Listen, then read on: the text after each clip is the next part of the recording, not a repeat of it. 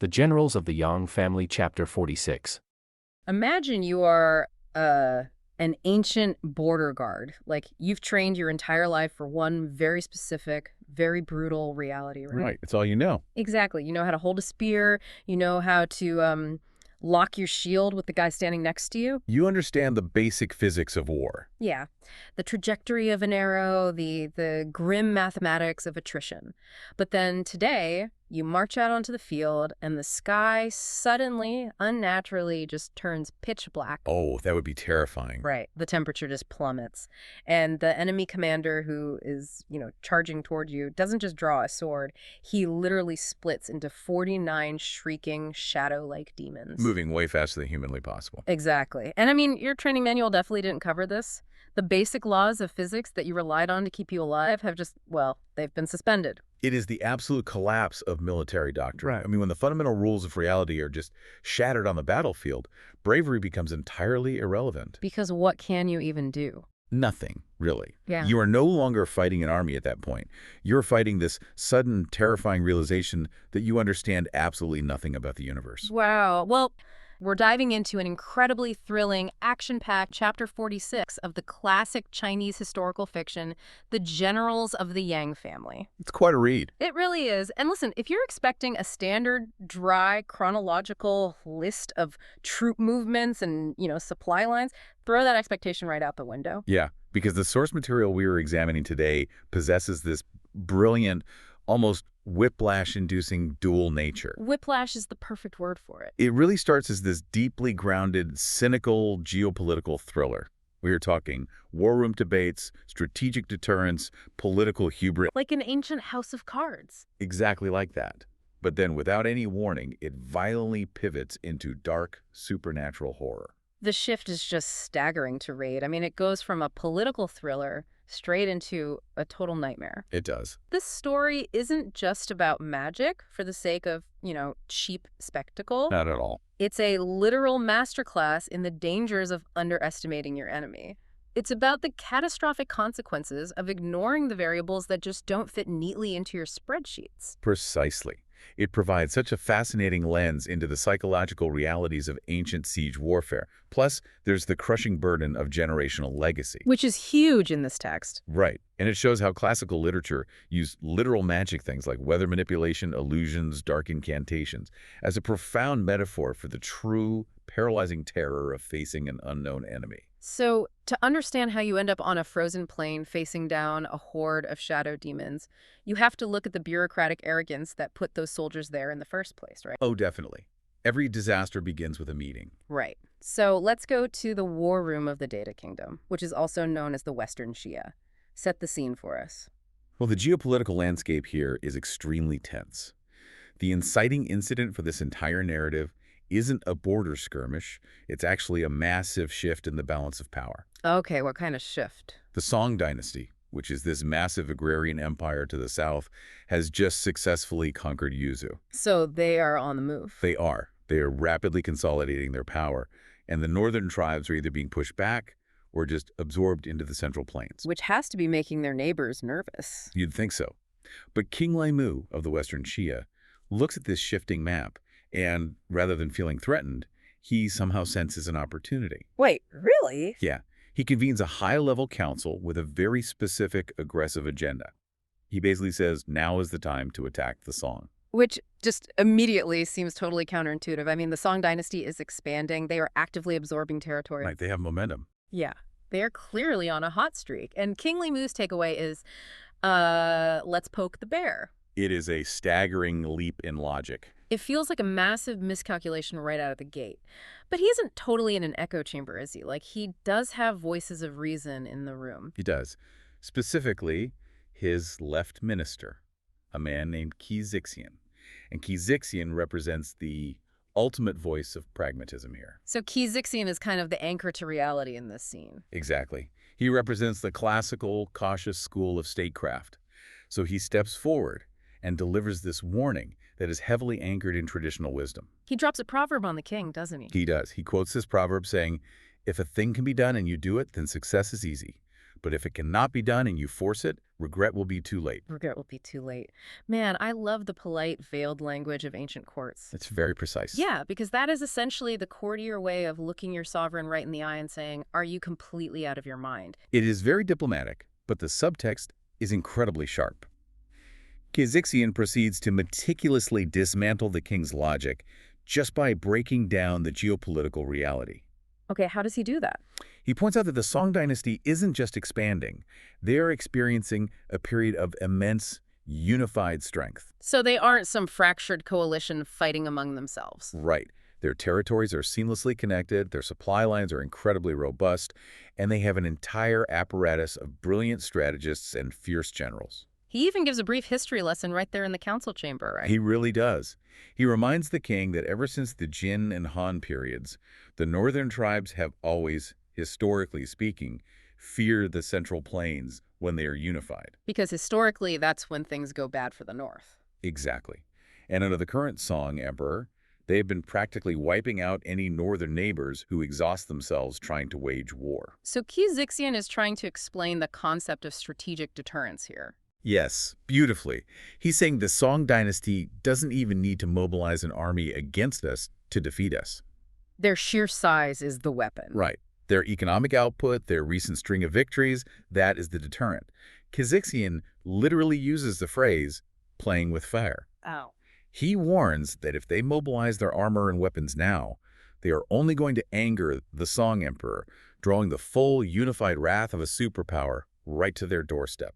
It's a desperate plea for self-preservation, basically. I mean, Xixia is looking at the board objectively and saying, the math doesn't work, we will lose. The math absolutely does not work. And objectivity is a really tough sell when you have a guy in the room pitching a glorious, effortless victory. Which brings us to the warmonger. Yin Qi. Yes, Yin Qi is the complete antithesis of Xixia. Before the pragmatist can even fully embed his warning into the king's mind, Yin Qi steps up and completely flips the narrative. He just shuts it down. He argues the exact opposite of caution. He tells the king, why are we waiting? The time to strike is right now. And his justification is honestly wild. I mean, he claims that the Song border is actually incredibly weak, right? He does. He says the border guards are cowards who will just scatter the second they see a signal fire. But the linchpin of his entire argument, like the core piece of intelligence he bases this massive invasion on, is his claim that the Song's greatest generals are dead. Right. He specifically names Yang Xixia. Yin Qi tells King Li Mu the Middle Plains generals and soldiers are withered. Withered. Yes. He genuinely believes and forcefully argues that the entire institutional strength of the Song Empire is entirely dependent on a handful of famous individuals. Just a few guys holding the whole thing together. That's his view. Because Yang Xixia, who is a legendary figure of the Song military, has passed away, Yin Qi assumes the entire military apparatus has just crumbled. Wait, I have to challenge that logic. So his entire business plan for an invasion is based on one guy being dead. That's like a startup deciding to attack a massive tech giant just because their visionary CEO retired. Like, oh, the founder stepped down. Great. Let's take over their entire global market share tomorrow. It is a massive leap. Isn't that insanely risky? It totally ignores the thousands of engineers, the infrastructure, the momentum of the machine. Well, it sounds absurd to our modern understanding of institutional continuity, sure. But we have to contextualize this. Okay, fair. Contextualize it for me. Yin Qi isn't just being foolish. He's misapplying a very real historical dynamic from that era. Oh, really? Yes. In eras built heavily on cults of personalities and localized martial leadership, removing a visionary founder or a legendary general actually did often collapse an empire. Ah, I see. Because the loyalty was to the person. Exactly. Armies were frequently loyal to the man, not the abstract state. Okay, so he's looking at the Song dynasty through the lens of a tribal or localized military structure, where the warlord essentially is the army. That's it, exactly. But his critical blunder is that the Song dynasty is highly bureaucratic. It's a well-oiled institution. So they don't rely on just one guy. No.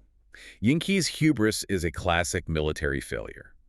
He is confusing a specific, highly emotional vulnerability, like the death of a beloved hero, with total systemic structural weakness. He thinks pulling out the keystone will collapse the arch. Right, not realizing the Song have already mortared the rest of the wall. It's solid. Yet he stands there and promises the king the world. I mean, he says that with his own skills, he can make the border towns disintegrate just with the noise of his marching army. It's an incredibly bold claim. He literally promises to march right up to the imperial city and win the whole empire in one battle, a one-hit knockout against a superpower. And King Li Mu, who clearly suffers from massive confirmation bias, is completely swayed. Of course he is. He wants to believe Yin Qi because Yin Qi is telling him exactly what he wants to hear, that conquest will be fast, cheap, and glorious. So the king just goes for it. He immediately appoints Yin Qi as the commander-in-chief of the southern expedition. Which naturally leads to a massive question. Who exactly is Yin Qi? Like, why does the king trust him so implicitly? It's a great question. Because if you are going to hand over your entire foreign policy, your treasury, and your military apparatus to a guy promising to topple an empire in a week, he can't just be a good public speaker. No, absolutely not. He has to have something terrifying backing him up. And he does. The text provides a very specific profile of Yin Qi. He is not a standard classically trained general. He is a King Di warrior. Okay, tell me about the King Di. The King Di were historically nomadic and mountain-dwelling peoples. They were often viewed by the agrarian Central Plains as fierce, unpredictable, and culturally alien. So he brings a totally different style of warfare. Yes. The text notes Yin Qi wields twin massive poleaxes, which require immense physical strength, and he is described as having the courage of 10,000 men. But I mean, physical strength alone isn't enough to guarantee the fall of a dynasty. No, it isn't. And here is where the text takes that sharp left turn we talked about. Here is where the math we were discussing gets thrown completely out the window. Exactly. Yin Qi possesses a nickname, Yin Taisui. Taisui, what does that mean? Taisui is a complex, astrological, and mythological concept in Chinese culture. It's often associated with a powerful, dangerous deity of the year. That sounds ominous. It gets worse. Because more importantly, in the context of this story, Yin Qi possesses the literal magical ability to summon wind and rain. He controls the weather. He controls the weather. I mean, we went from a totally grounded debate about border security, supply lines, and the psychological impact of losing a general straight into, oh, by the way, our new commander-in-chief can literally call down a localized hurricane. It is a profound escalation in the narrative. And the thing is, Yin Qi doesn't operate alone. Right, he gets to pick his team. Once given command, he is allowed to assemble his vanguard. Now, in ancient warfare, the vanguard is the tip of the spear. They are the shock troops. Exactly. They're the first to make contact, the ones who set the psychological tone for the entire invasion. To lead this vanguard of 100,000 troops, Yin Qi appoints a man named Shu Tianxian. And if controlling the weather wasn't enough of an escalation, Shu Tianxian's nickname in the text is literally the Black Devil Lord. Yes. He brings his own brand of dark magic to the battlefield. The text explicitly notes that he can create 49 distinct illusions or transformations of himself, right? 49, yes. Yin Qi also appoints vice vanguards, named Wang Wen and Wang Hu, and an array commander named Zhang Zhao. But the real heavy hitters are Yin Qi and Shu Tianxian. Absolutely. The narrative weight rests entirely on them. They represent a supernatural threat marching alongside a massive conventional army. And they march out of the western Xia with 100,000 troops heading straight for the Song border city of Jiangsu. The text uses a really evocative poem right here to describe their march. Oh, I remember that. It says, bleak, bleak, the killing aura blocks the red sun, the sound of gongs and drums rumbles like thunder. Man, it's so ominous. But before we get to the actual battle, we really need to pause and ask why. Why the magic? Yeah, why does the author make this specific choice? Why inject literal magic into what has been, up to this very point, a super serious geopolitical war story? What's fascinating here is that the magic isn't just a fantasy element thrown in for cheap spectacle. It has a purpose. A very deep purpose. In classical literature, these supernatural tropes serve as profound, visceral metaphors for the realities of ancient warfare. Okay, unpack that for me. Think deeply about what it actually meant to face a foreign, unfamiliar army in that era. Right, because there's no internet, there's no satellite imagery. Things that If a new army marches over the hill, you might literally be looking at weapons, armor, and tactics that no one in your entire civilization has ever seen before in their lives. Precisely. You are dealing with an alien force to a highly regimented, conventional agrarian army that relies on totally predictable formations. Yeah. The sheer unpredictability of a nomadic or foreign tactic feels fundamentally unnatural. It feels, quite literally, like magic. Okay, I really want to explore that metaphor. Let's look at weather manipulation. Yin Qi summoning a storm. Well, in historical warfare, mastery of the environment was everything. Makes sense? An army that understood how to fight in the freezing rain or how to utilize the wind to their advantage for archery or, say, dust dispersal. They would seem invincible. They would seem practically divine to an army that was just bogged down in the mud.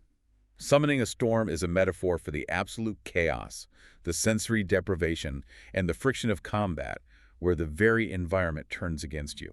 That is so interesting. And what about the Black Devil Lord creating 49 illusions of himself? What is that a metaphor for? Think about the concept of the fog of war. Okay. Think about the psychological terror of a skirmish line breaking down, of being flanked by extremely fast-moving cavalry that seem to be everywhere at once. Oh, wow. Yeah. When Shu Tianxian creates those illusions, it perfectly encapsulates the cognitive overload of feeling completely surrounded. It's the breakdown of unit cohesion. Because you don't know where the real threat is coming from. Exactly. Your brain simply cannot process the influx of danger. You know, it reminds me of the accounts of World War I, when infantrymen or cavalry units encountered tanks for the very first time. Oh, that's a brilliant connection. Right, because you are standing there with a rifle or a horse, operating under the established physics of warfare that have governed your world for centuries. And Suddenly, a massive metal beast rolls out of the fog, deflecting your bullets, crushing your trenches. The rules are instantly shattered. completely shattered. To those soldiers, a tank might as well have been a demon. It broke their entire understanding of reality. That is a phenomenal analogy. The introduction of the tank violently shattered the established physics of the battlefield, inducing a paralysis that went way beyond mere fear. It's existential dread. Exactly. And that is exactly what the magic in this text represents. It removes the illusion of control that conventional military strategy provides. It introduces this element of the sublime. Yes, a terror so vast and incomprehensible that it paralyzes you. So we have this terrifying, reality-bending army of 100,000 soldiers marching toward the border. They are a vanguard of anomalies. And this brings us to the walls of Zhengzhou. Right. The Song border city that has the profound misfortune of being the first point of contact. Husheng's is a classic fortress city. It's designed to be the hard outer shell of the empire. But even a hard shell can crack. Oh, definitely. The Western Xi army arrives and sets up their camp just 10 miles south of the city walls. And inside Zhengzhou, we are introduced to the leadership. Commander Qi Qin and his general, Deng Wen. Yes. And they are immediately forced to confront a stark, uncompromising reality. Let's talk about the mathematics of doom here, because the numbers are rough. Very rough. Yin Qi has brought 100,000 troops. Commander Qi Qin does a head count of his garrison. He has exactly 4,000 defenders. 4,000 against 100,000. Yeah. That is a 25-to-1 disadvantage. That's grim. In any era of warfare, those are completely unsustainable odds for an open field engagement. So what's the standard playbook there? The standard military doctrine for odds like that is universally agreed upon. You close the heavy wooden gates, you pull up the drawbridge, you man the walls with archers. You conserve your grain. You conserve your grain, and you pray that a relief force arrives before you literally starve to death. The commander, Qi Qin, understands this perfectly, doesn't he? He does.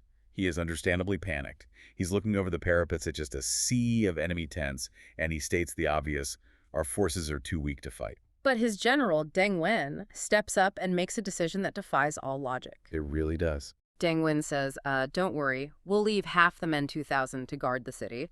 I'll take the other 2,000, along with cavalry officer Zhao Mao, and we will go out and face them on the open plain.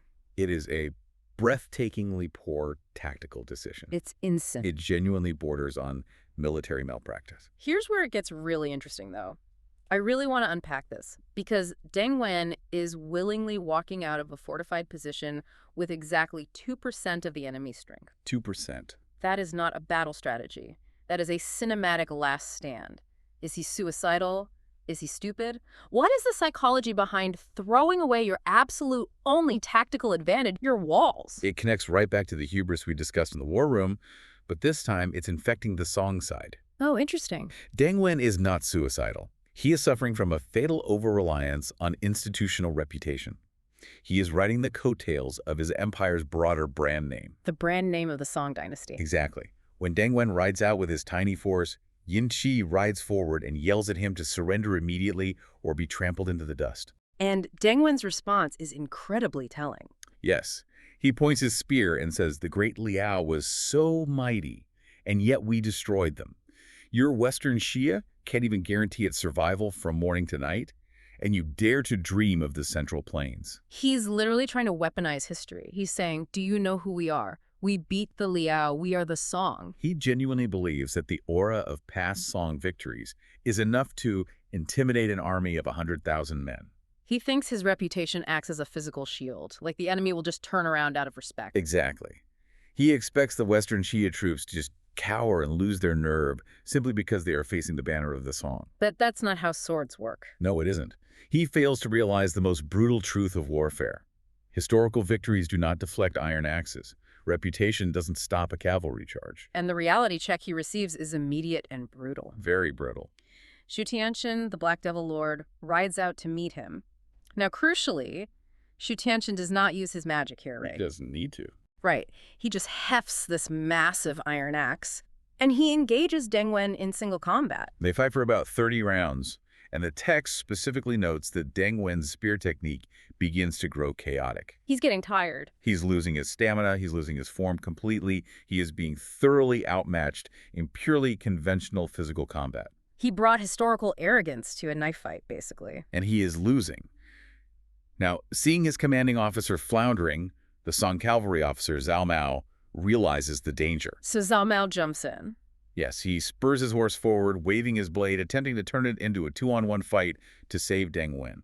But Shu Tianqian doesn't flinch. He just fights them both simultaneously. He does. And then Yin Qi, the commander who can literally summon storms, who has been quietly watching this entire pathetic display from his horse, he decides to end it. He calmly pulls out a bow. He draws back the string, takes aim, and fires a single arrow.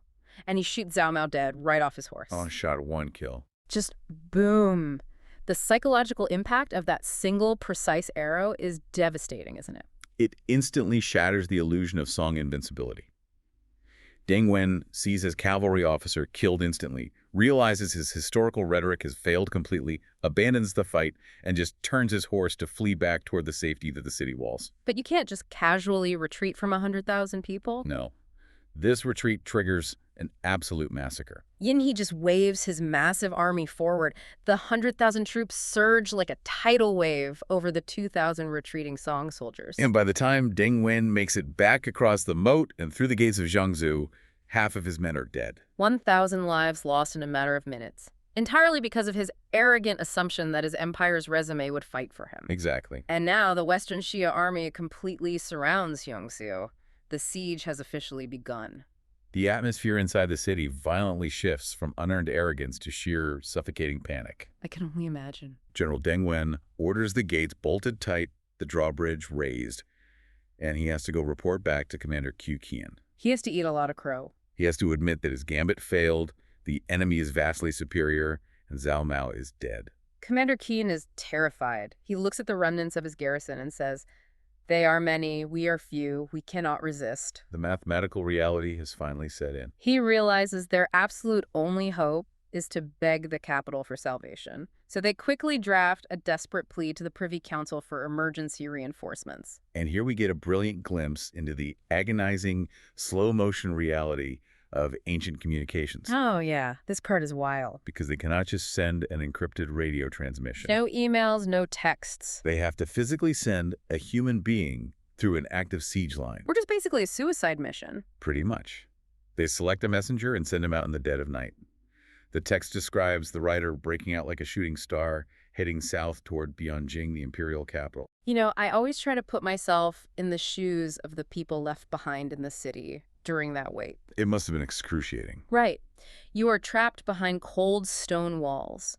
You can literally hear 100,000 enemy soldiers outside, sharpening their weapons, lighting their campfires. Your general just got publicly humiliated. And lost a quarter of your entire fighting force in 10 minutes.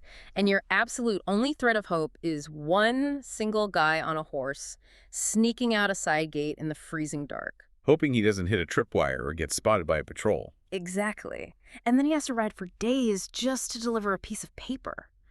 The psychological weight, the absolute paranoia of that waiting period must have been unbearable. It is the ultimate test of psychological endurance. Yeah. You are completely isolated, physically disconnected from the safety of the Empire. You don't even know if your message got out. You don't even know if your messenger made it through the enemy lines. He could be lying dead in a ditch a mile away, and you would never know. So you just wait. You just sit on the walls, watch the enemy fires burning in the dark, and wait for starvation or a breach. But the rider does make it. He rides like a shooting star, exhausting horses, pushing himself to the absolute brink, and delivers the terrifying news to the Privy Council in Bianjing. Yes. And this shifts our scene from the bloody, muddy, desperate gates of Changzhou to the pristine, opulent, but suddenly panic-stricken halls of the imperial court. The arrival of this news completely shatters the tranquility of the capital. The emperor is informed immediately. Emperor Zhenzong is briefed by his close ministers, and his reaction is immediate, visceral shock. He says the Western Xixia invading while we are vulnerable is truly a great disaster. I find it really interesting how quickly the emperor panics. How do you mean? Well, he doesn't delegate this to a mid-level bureaucrat. He doesn't say, oh, just send the local provincial reserves to deal with it. No, he doesn't. He immediately convenes an emergency council of his highest civil and military officials. He recognizes this instantly as a Tier 1 existential threat. Because the emperor, unlike Deng Wen, understands exactly what Yin Qi is trying to exploit. The bottleneck. Exactly. The Song dynasty is vast, yes, but its borders require constant, vigilant defense. A fortress city like Shanzhou is basically the cork in the bottle. And if it pops? If a massive 100,000-strong force punches a hole through Shangzhou, the path to the capital, the soft underbelly of the empire, is dangerously open. So it can't mess around. He cannot afford a slow response. He needs a definitive solution, and he needs it instantly. And right on cue, a minister, Chai Yu, steps forward. He tells the emperor, I can recommend one person who can absolutely repel the enemy troops. A very bold promise. The emperor, who is clearly desperate, asks who it is. And Chai Yu drops a name that carries more weight, more baggage, and more historical gravity than almost any other in this lore. He certainly does. He says the hero of 3 generations of a military family, the grandson of the Golden Blade Lord Yang, the current Metropolitan Inspector, Yang Zongbao. Yang Zongbao. Yeah. This is truly the crux of the narrative's emotional and thematic weight. It's a huge moment. Because this isn't just about finding a good tactician. This is about invoking a legacy. Chai Yu assures the emperor that if Zongbao leads the troops, victory isn't just possible, it is guaranteed. And the emperor is overjoyed. He immediately grants Zongbao 50,000 troops.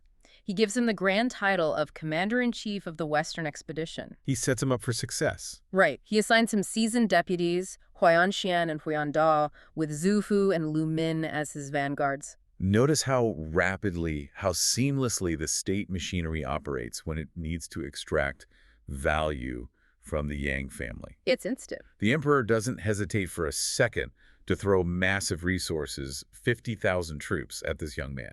He completely ties the fate of his entire empire to the reputation of one family. And that brings us to what I genuinely think is the emotional core of The farewell. It's the moment right before the march. Because before Zongbao can take command of those 50,000 men, before he can march north to face the demons, he has to go home. He has to see his grandmother. Yes. He visits the Warning Mansion to bid farewell to the matriarch of the family, Shi, Taijun Lady Shi. This scene is incredibly poignant, and it really operates on multiple levels. Can you explain the background here a bit? Of course. The Yang family, within this literary tradition, represents the ultimate tragic embodiment of absolute loyalty to the state. Tragic being the key word. Very tragic. The men of the Yang family historically do not die of old age in their beds. They die violently in battle. Over and over again. They're often betrayed by corrupt officials. They are frequently outnumbered.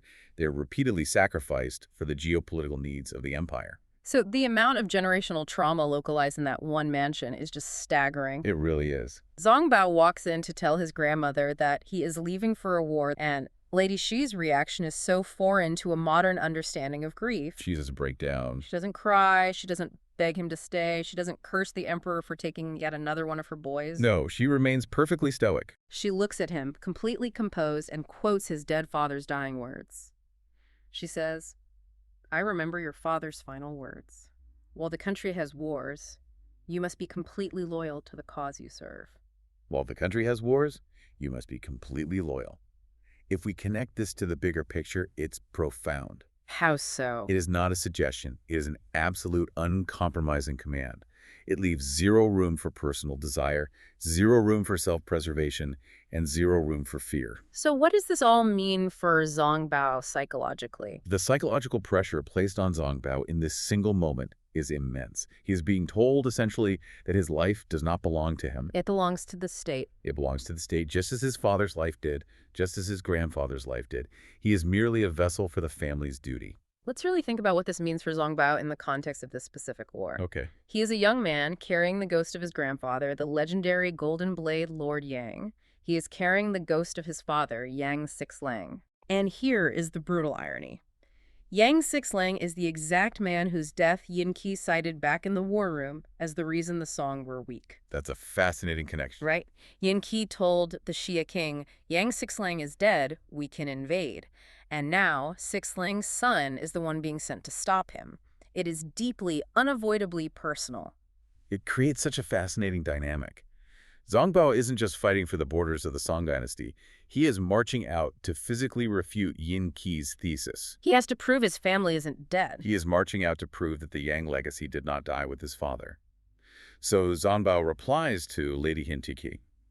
She simply, the military situation is urgent. I must take my leave. And Lady Shu's final piece of advice. She tells him to assess the situation carefully and not let fall the prestige of your ancestors. Don't ruin the family name. I mean, talk about pressure. Just go out there, fight an army of 100,000 men led by a guy who controls the weather, and make sure you don't embarrass your dead ancestors while you do it. A light afternoon errand. Exactly. But Zongbao doesn't flinch. He accepts this massive, crushing burden, heads to the training grounds, rallies his 50,000 troops, and marches out. And he is marching straight into a brutal, unforgiving winter. Right. This sets the stage for the next phase of the conflict. The logistics of a winter march in ancient China were devastating all on their own. Just keeping the men alive on the road. Exactly. The text notes that it is December.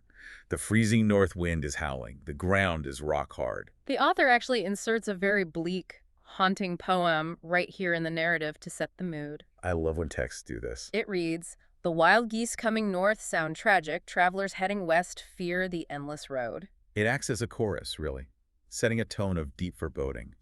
The natural world itself seems to be mourning the soldiers, warning the Song army of what lies ahead. The journey is harsh. The weather is freezing, and the destination is steeped in blood. Yet despite the conditions, they march aggressively. Zongbao is a good leader. He is. Zongbao's leadership is highly effective. They managed to reach the theater of war and set up camp at a place called Yaku, which is just 15 miles from the besieged city of Xiangzhou. The moment they arrive and plant their flags, something fascinating happens in the enemy camp. The dynamic completely shifts. Yin Qi, the confident warmonger, the commander who can summon hurricanes, the guy who convinced his king that the Song military was a withered husk. He suddenly changes his entire tune. He gets very nervous. His scouts report back that the banners on the approaching army read Young Zongbao. And the name alone violently shifts Yin Qi's strategic calculus. He knows who he's dealing with. He realizes immediately that his initial assessment was flawed. He gathers his generals and delivers a very serious, very uncharacteristic warning. What does he say? He says, I have long heard this man is the eldest son of Xixliang, brilliant in both civil and military affairs. Okay. Back when the Heavenly Gate Array was breaking, it was all due to his deployment. You must not underestimate the enemy. You must apply yourselves carefully. This is a massive tell. Yin Qi was perfectly happy to dismiss the entire Song bureaucracy, but the brand name Yang makes him slam on the brakes. He respects Zongbao's reputation immensely. He explicitly mentions the Heavenly Gate Array. For context, the Heavenly Gate Array was this massive, legendary, incredibly complex tactical puzzle that Zongbao managed to solve in previous lore. It was his defining victory. Right. So Yin Qi recognizes that he is no longer fighting an arrogant fool like Deng Wen. He is fighting a prodigy. He is basically telling his men, the boss has arrived, no more messing around. Which is smart. Yin Qi is exhibiting a rare moment of lucidity and caution, but ironically his warning falls on deaf ears. Completely ruined by the culture of overconfidence he himself built. Oh, that's such a good point. His vice vanguards, Wang Wen and Wang Hu, step forward and exhibit the exact same hubris that Yin Qi displayed back in the war room. They are infected with it.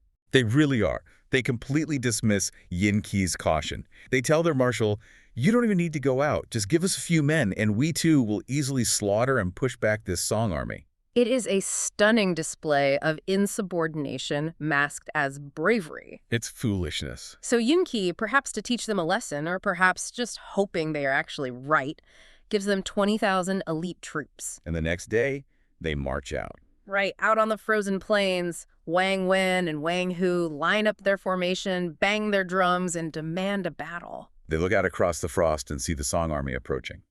And the text describes the Song formation as moving like birds flying and clouds gathering. Meaning what, exactly? It implies immense discipline, fluidity, and overwhelming numbers. They aren't just a mob, they are a machine.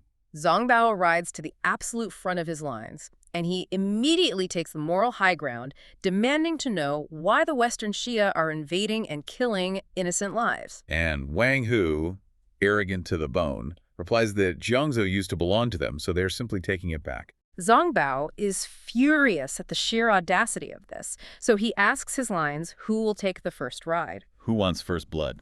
Exactly. His deputy, Huiyanxian, charges out with his spear and attacks Wang Hu. They engage in a fierce duel for 30 rounds. Standard conventional combat. That's right. Seeing his brother locked in combat, Wang Wen jumps in with his own spear. But the Song aren't fighting fair either. Huiyanda, the other Song deputy, charges in from the flank with his axe. It turns into a chaotic, violent melee.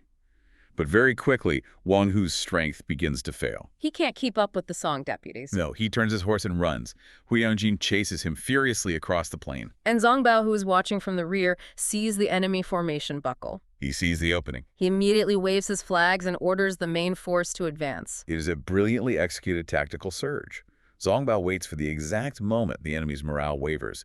He hits them with overwhelming force. Wang Wen sees the tide turning, realizes they are completely outmatched, and he flees as well. The Song forces completely rout the 20,000 Xia troops. It's a total collapse. From the walls of Shangzhou, Commander Qi Qin sees the Xia army breaking, realizes relief has finally arrived, opens the east gate, and rushes his men out to catch the retreating Xia in a pincer. It is a massive, crushing, textbook victory for the Song. They slaughter the fleeing troops, and Zongbao calmly pulls his victorious men into the safety of the city. A perfect execution of conventional warfare. Okay, I have to stop the narrative here and push back on this. Okay, why? Because as a reader, as a listener, isn't this a little too easy? Oh, I see what you're saying. Right. We spent the entire first half of this story hyping up this terrifying supernatural enemy. We have the Black Devil Lord who can split into 49 demons. We have Yin Qi who summons hurricanes. We have an existential threat to the Empire. And this great Song army just shows up, does a standard cavalry charge with some spears and axes, and wins the first major skirmish without breaking a sweat. Feels anticlimactic. It feels like a bait and switch. Well, your suspicion is entirely justified. And it highlights the brilliance of the narrative structure here. Okay, lay it on me. This victory is a deliberate, false sense of security designed by the author. It serves two purposes. First, it demonstrates how reputation dictates the flow of battle. Like we saw with Yin Qi getting scared. Right. Wang Wen and Wang Hu fell victim to their own overconfidence and decided to fight a purely conventional battle against Yang Zongbao. Which is dumb because Zongbao is a master of conventional warfare. Yeah. If you play a standard game of chess against a grandmaster, you're going to lose. Exactly. But the second purpose of this victory is much more sinister. Oh. The Xia army's true strength, as we established, isn't conventional. This initial defeat is the necessary catalyst. It is the friction that unleashes their real terror. Wait, really? Yes. The Song army now believes the Xia are easily broken. They believe their tactics work. And that belief is exactly what the enemy needs to spring the trap. The hubris flips back to the Song again. Precisely. Which brings us to the most horrifying sequence of the Black Devil Lord's trap, where magic decimates the Song. Okay, let's get into it. Wang Wen and Wang Hu run back to the Xia camp, completely defeated, their forces scattered. They report back to Yin Qi and tell him, basically, you were right, the Song troops are too fierce. Yin Qi is absolutely furious. Oh, I bet. He yells at them, if you can't even beat a few Song soldiers, how do you expect to take the Central Plains? Fair point. He is so angry at their failure that he grabs his weapons and declares he's going out to fight Zongbao himself. But before Yin Qi can mount his horse, Shu Tianxian, the Black Devil Lord, steps in front of him. The heavy hitter steps up. He tells the marshal to sit steady. He says, "Watch me. I will make the enemy retreat immediately." And notice, Shu Tianxian doesn't ask for 20,000 men. No. He doesn't ask for a massive formation. He just tells Yin Qi he will handle it personally. So the very next morning at dawn, Shu Tianxian rides right up to the walls of Shangzhou, basically alone or with a very small retinue, showing off his martial prowess, twirling his halberd and demanding a fight. And inside the city, the psychological state of the Song army is dangerously elevated. They are riding high on the dopamine of yesterday's easy win. They feel invincible. They hear the challenge, a cannon shot rings out, the east gate opens, and Deputy Huan Xin and Vanguard Zhu Fu ride out. And they are full of absolute confidence. They are shouting insults, calling Shu Tianxian a rebellious, ugly thief, and threatening to wipe out his entire clan. They are completely tragically blind to what they are facing. They think this is just another Wang Hu. They think this is just another guy with an axe. Shu Tianxian, though, pretends to be enraged by their insults. He spurs his horse and charges at Zhu Fu with his square sky halberd. Zhu Fu meets him with his blade. They clash, the sparks fly. They fight for a few intense rounds, but here's the critical, fatal maneuver. After testing Zhu Fu's strength, Shu Tianxian abruptly turns his horse and flees back toward his own array. He fakes a defeat. The feigned retreat. Now, you and I know, and anyone who studies military history knows, that is one of the oldest, most dangerous, most heavily documented traps in the history of warfare. The Mongols built an entire empire on it. William the Conqueror used it at Hastings. It is day one of tactical school. Do not chase a retreating enemy into unknown territory. It is a widely known tactic. But knowing about a trap intellectually and resisting the visceral urge to spring it in the heat of combat, those are two very different things. Zhu Fu is just drunk on the previous day's easy win. His blood is up. He sees the enemy commander fleeing, and he wants the glory of the kill. So he ignores doctrine. He takes the bait completely and chases Shu Tianxian right into the jaws of the enemy formation. And the moment Zhu Fu is isolated, the moment he is pulled deep enough into the array away from his support, the trap springs, and reality just shatters. Shu Tianxian stops running. He turns his horse around. But he doesn't raise his halberd. Instead, he begins chanting a dark incantation, which the text refers to as a heterodox verse. This is the exact moment the genre violently shifts. Imagine you're Zhu Fu. You think you are winning a standard physical sword fight. You're chasing a guy down, ready to end the battle. And suddenly, the guy you are chasing stops, starts chanting in a language you don't understand, and the sky above you literally breaks open. The environment turns on him. The text says a massive, unnatural gale erupts out of nowhere. It is a howling, shrieking wind. Flying sand and rolling stones are whipped up from the frozen ground, tearing through the air, completely blinding the Song troops. The environment itself becomes an active, aggressive weapon. We talked earlier about sensory deprivation. This is the ultimate execution of it, isn't it? It is. The physical blinding by the sand and stones is terrifying enough. It instantly destroys unit cohesion, communication, and situational awareness. You can't even see your own hands. The soldiers cannot see the man next to them. They cannot hear their commander's orders over the wind. But the physical storm is just the setup for the psychological killing blow. The magic. Half up in the pitch-black, swirling sky, countless illusions of the Black Devil Lord suddenly appear. It is no longer just one guy on a horse. There are 49 demonic versions of him, shrieking in the wind, diving through the dust, surrounding Zhu Fu from every conceivable angle. The panic is instantaneous and total. Zhu Fu is absolutely horrified. The cognitive dissonance is simply too much to bear. He realizes, a fraction of a second too late, that he has ridden into a nightmare. His training has failed him. His assumptions have failed him. He frantically tries to turn his horse around to desperately flee back toward the city, but there is no escape. None at all.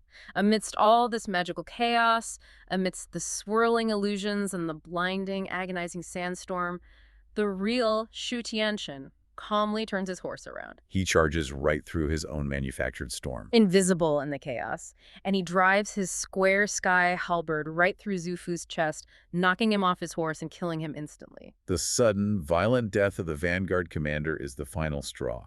It shatters whatever shred of discipline the Song army had left. They just break. They are completely routed, blinded, terrified by the screaming demons in the sky. And leaderless, they are slaughtered by the Xia troops who are prepared for the storm. It's fish in a barrel. The casualties are catastrophic. Wei Yanxian, the deputy who was so arrogant and brave just the day before, panics completely. He abandons his men, barely manages to hack his way out of the storm, and flees back towards Yangzhou, literally screaming in sheer terror for the guards to pull up the drawbridge. And Xu Tianzhen chases them right to the edge of the moat, fully maximizing the psychological terror before calmly turning his horse and riding back to his camp. It is a total horrifying massacre. Wei Yanxian runs bleeding into the command center inside the city and breathlessly reports to Yang Zongbao exactly how Yu Fu died. He tells him everything. He describes the black sky, the wind, the demons, and Zongbao, this brilliant tactician, the hero who solved the legendary Heavenly Gate array, the man carrying the crushing weight of his legendary ancestors.